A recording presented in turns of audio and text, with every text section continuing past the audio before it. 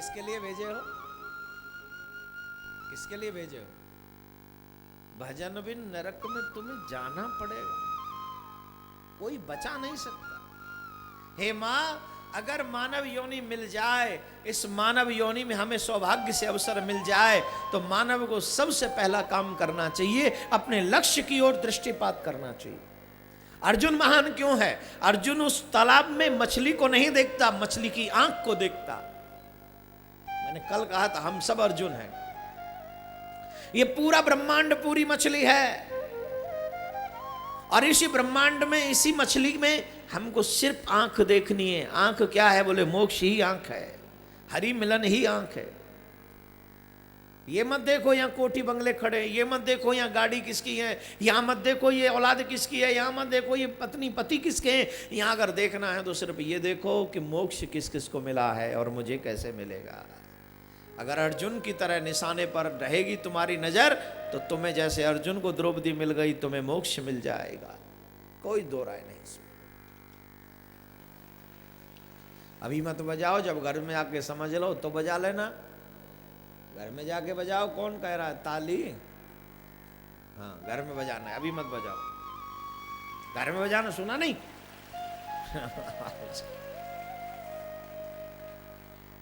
तुम्हारी तरह हमारे क्या छोड़ो।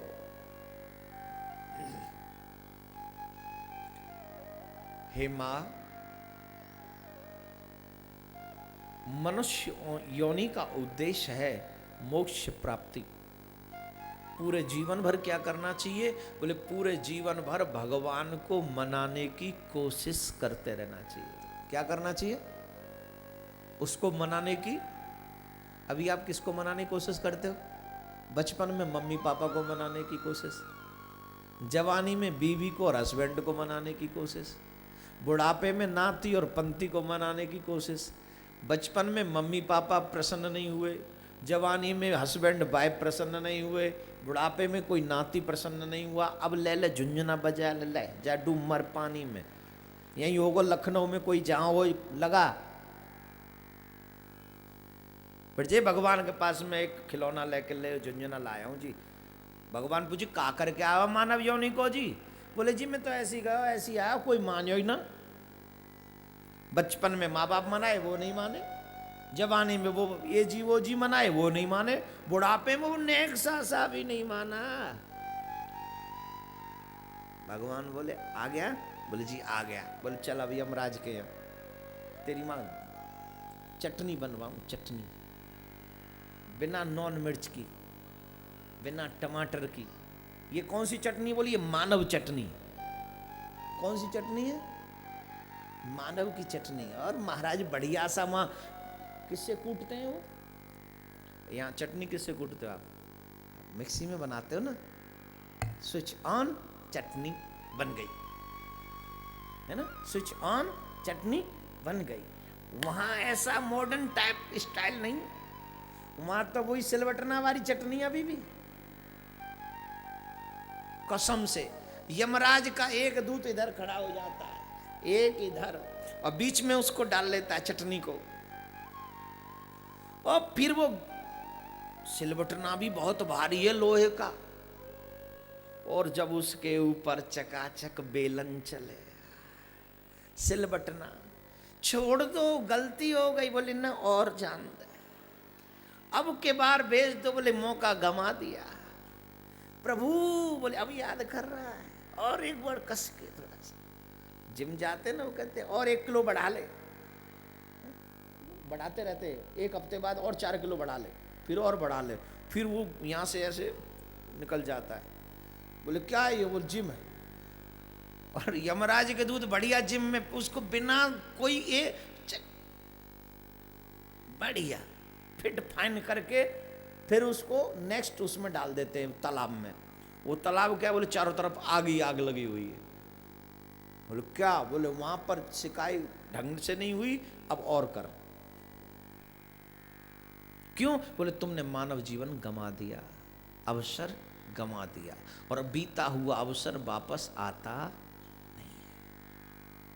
मानव योनि का उद्देश्य खाओ कमाओ सो नहीं है। मानव योनि का उद्देश्य है जीते जी हरि को पा लेना है। जितने भी 40 साल से छोटे बच्चे हैं, 40 साल से नीचे नीचे उम्र के लोग हाथ उठाइए। 40 साल से छोटे छोटे हाथ उठाइए।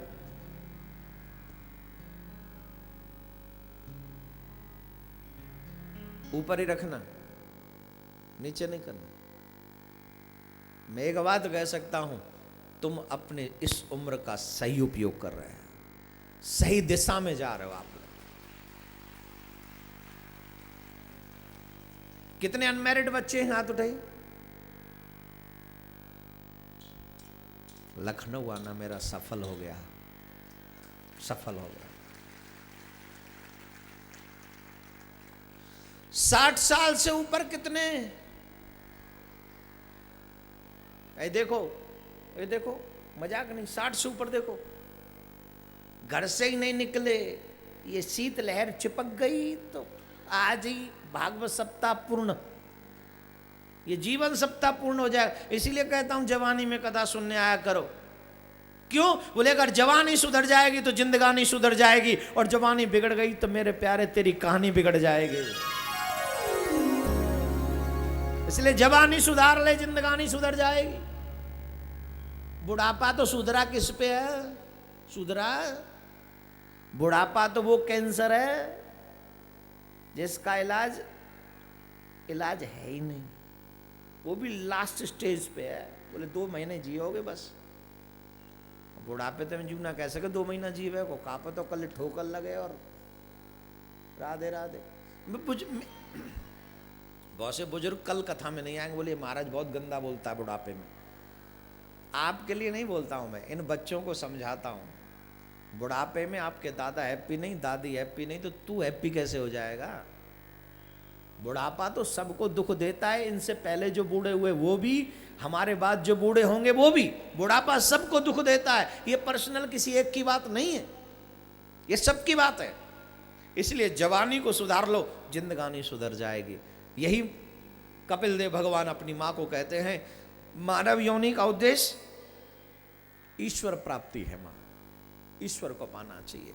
अंतिम में मैं आपको एक बात और बता के चलूं, बहुत अच्छी बात है। जो जीव पाप करता है और जो पुण्य करता है, उन दोनों को ही मरने के बाद वैतरणी नदी पार करनी होती है। एकदम ध्यान से सुनना, एकदम मन लगा के।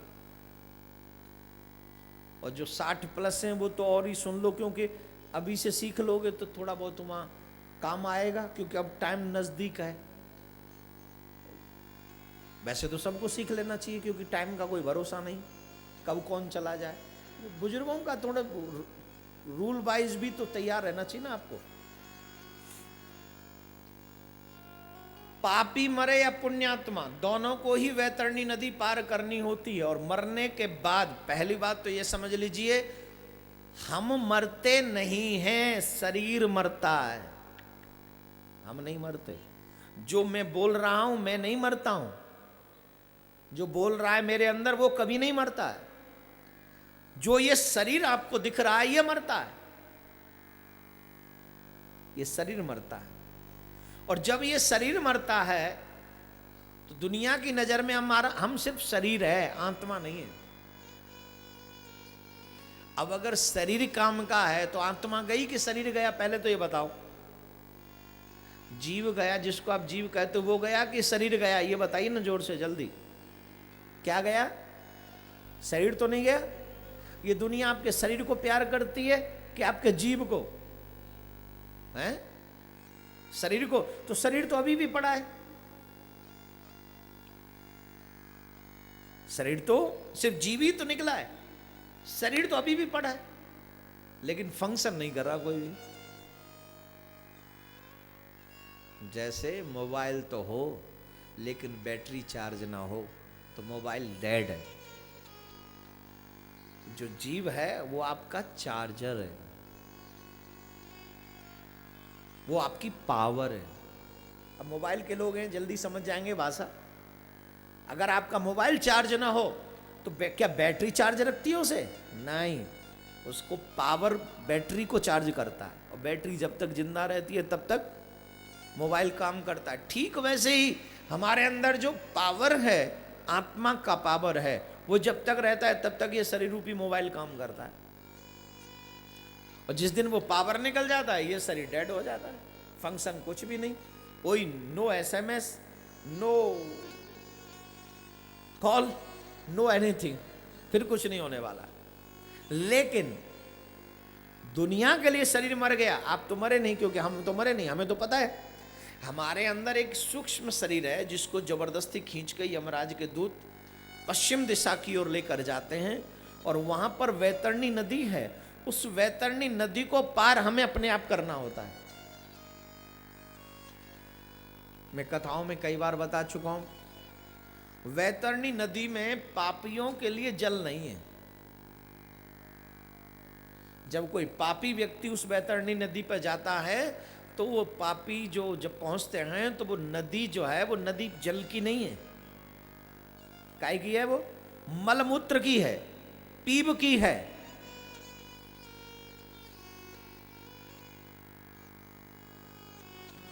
उसकी है वो नदी, और भी उसमें 2-3 चीजें गंदी गंदी पड़ी रहती हैं। और उस वैतरणी नदी में जब कोई पापी पहुंचता है उसके तट पर तो वो बहुत तेज तेज खौलने लग जाती है, बहुत तेज तेज खौलती है। 100 योजन की है, कितनी, जोर से बोलिए, 100 योजन की है, और 1 योजन में 13 से 16 किलोमीटर होते हैं। कितनी हो गई, मतलब 1500 किलोमीटर तो चलना ही है। 1300 तो कहीं नहीं गए, 1600 से ज्यादा नहीं है। इतना किलोमीटर लंबी वो नदी है जिसको हमें पार करना है। समझ में आ गई बात? पापियों के लिए वो नदी खौलता हुआ तेल बन जाती है। वही मलमूत्र बार बार, जैसे जो व्यक्ति जो तैर नहीं सकता तो वो डूबता है ना, पानी मुंह में जाता है ना, वैसे ही वो जो मलमूत्र है, पीप है, इत्यादि जो चीजें हैं, वो बार बार जब जीव डूबता है तो उसके मुंह में वो सब जाता है, फिर गहरे भंवर में फंस जाता है, बहुत नीचे तक जाता है, फिर ऊपर आके धक्का मार देते नीचे के लोग, और वहां पर बड़े बड़े हिंसक जानवर जंतु रहते हैं, जल जंतु, और वो जल जंतु से कभी उसके हाथ को खींच ले जाते हैं, कभी उसके पैर को खींच ले जाते हैं, कभी उसकी खोपड़ी को उससे अलग कर देते हैं, फिर भी मरता नहीं है, क्योंकि जो मरना था वो मर गया। अब तो सिर्फ कष्ट देने के लिए शरीर बाकी पड़ा है। इतना कष्ट, और उस नदी को पार किए बगैर कल्याण उस तरफ जाया नहीं जा सकता। नदी तो पार करनी ही होती है। चारों तरफ हड्डियों के किनारे हैं, वहाँ बड़ा घनघोर। आपके कभी थोड़ा सा गरम तेल घी आपकी उंगली पे पड़ जाए, कितना दर्द होता है कि नहीं? वो तो पूरी नदी है, ये बूंद छाले डाल देती है, वो तो पूरी नदी है, उसका क्या असर होगा। और यही नहीं है मेरे भैया, उसमें बड़े बड़े हिंसक जानवर रहते हैं, जल जंतु, वो उसे नोचते हैं, खाते हैं। लेकिन जब कोई धर्मात्मा उस नदी के तट पर जाता है तो वो एकदम शांत हो जाती है, वो सिर्फ जल ही रह जाता है उसमें। और फिर भगवान के दूत आते हैं, नाव लेकर आते हैं, और भगवान के दूत उस वैतरणी को उससे पार करवा देते हैं। हे मेरे प्यारों, यहाँ जितने भी लोग बैठे हैं, मैं तो यही चाहता हूँ आप उस नदी में डूबे ना, आप पार हो। विश्व शांति सेवा चैरिटेबल ट्रस्ट के द्वारा चलाए जा रहे सोशल मीडिया से आप सभी भी जुड़ें। YouTube के सब्सक्राइबर बनने के लिए YouTube में टाइप करें देवकीनंदन जी महाराज। फेसबुक पर पूज्य महाराज जी के आधिकारिक पेज को लाइक करने के लिए देवकीनंदन ठाकुर जी सर्च करें। ट्विटर पर पूज्य महाराज जी को DN_ठाकुर_जी फॉलो करें।